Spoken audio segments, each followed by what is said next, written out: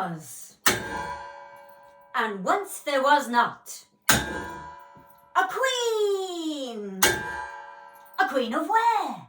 The Queen of Syria.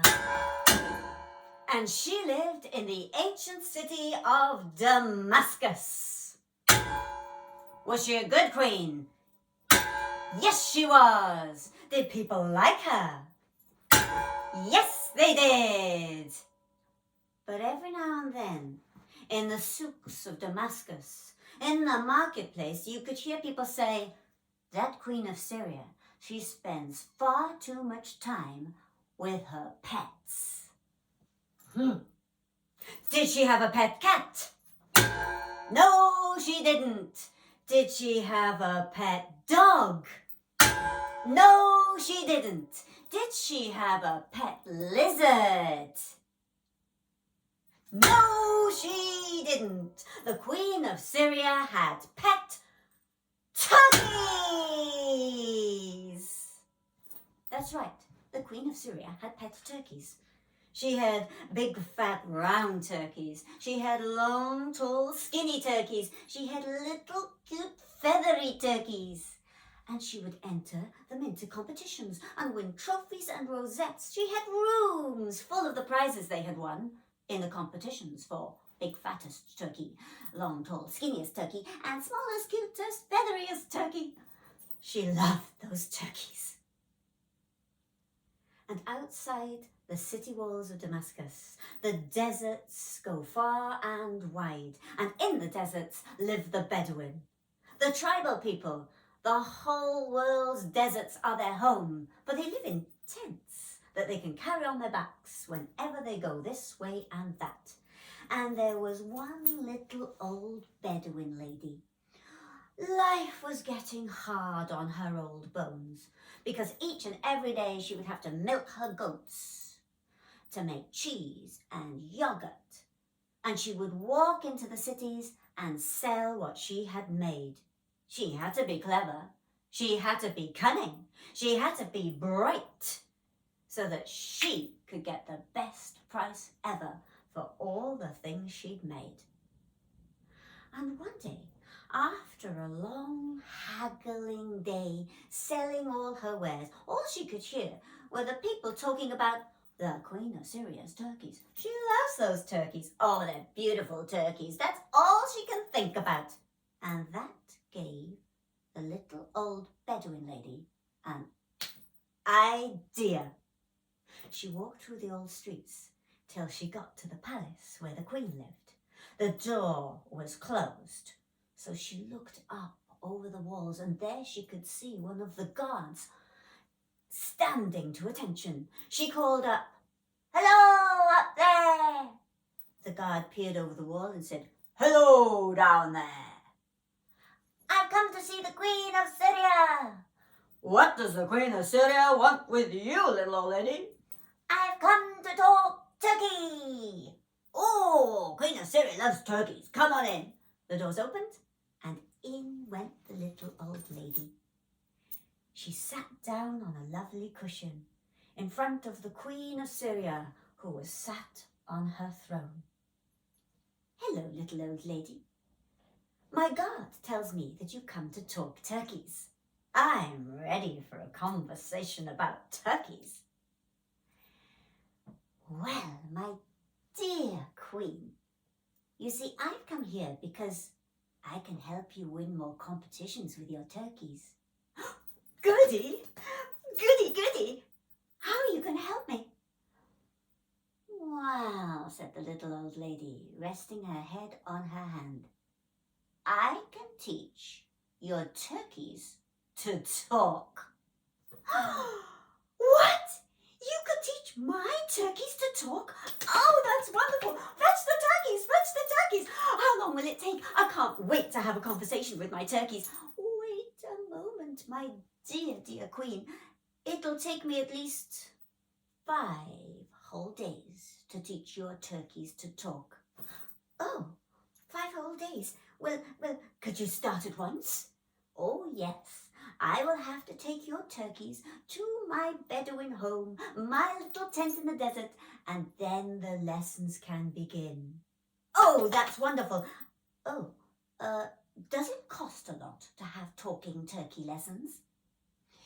Well, let's see, said the Bedouin lady.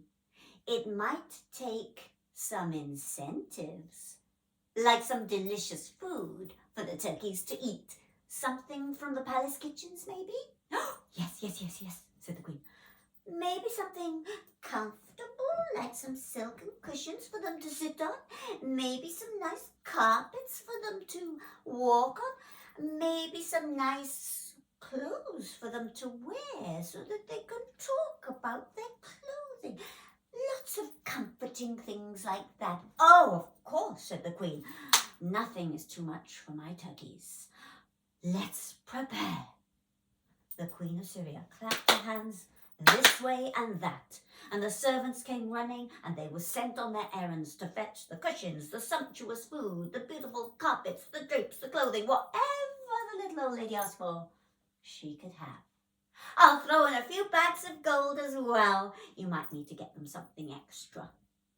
So the little old lady got up and walked out of the palace, and she was followed by troops of servants carrying carts full of cushions and food and gold and goodness knows what else. Through the streets of Damascus she went out into the deserts till she got back to her little tent. The servants unloaded everything for her. The turkeys wandered around going gobble, gobble, gobble. As the servants left, the little old lady sat down on a comfortable cushion and started to eat something delicious. And the turkeys went gobble, gobble, gobble. Pretty soon, some of her Bedouin cousins came walking by, and when they saw all the fine riches inside the tent, they asked her, where did this all come from? Aha! This is from the Queen of Syria, and these are her turkeys. And I am going to teach them to talk. What? Said the old lady's Bedouin cousins. What? You told the Queen of Syria you could teach these turkeys to talk? And she gave you all these riches? Mm-hmm, said the little old lady. But you can't teach turkeys to talk. You're going to lose your head. She's going to kill you. Oh, no, poor friend. Don't worry about a thing, said the little old lady, and took herself some more sumptuous food as she shared all her wealth with her friends. 5 days passed. The Queen of Syria was getting all excited. The little old lady's going to come and see me with my talking turkeys. The moment the little old lady arrived at the palace, the doors were open. She walked straight in and sat down on a cushion in the Queen of Syria's throne room. Well, where are they? My turkeys. Are they going to talk to me? Oh, I'm so excited. Little old lady, tell me everything. Wait a moment, my dear Queen. You see, there's a problem. You can't teach them to talk? Oh, that's the problem. I can't teach them not to talk. That's why I didn't bring them with you.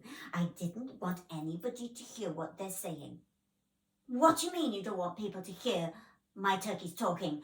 Wouldn't that be the most wonderful thing in the world to hear a talking turkey? Not with what your turkeys are saying. Said the Queen of Syria. What are they saying? Well, one of the turkeys said that when you wake up in the morning, your hair is like a haystack, and you break 10 combs trying to get the knots out of your awful hair. And the rest of them started laughing. Pardon? The turkey said I look like a haystack and that I break combs in my hair? Oh, that's awful. What else have they been saying? Well, one of the turkeys started to wave its wing under its nose and go, oh, the Queen of Syria, she should wash more. She smells. Pooh!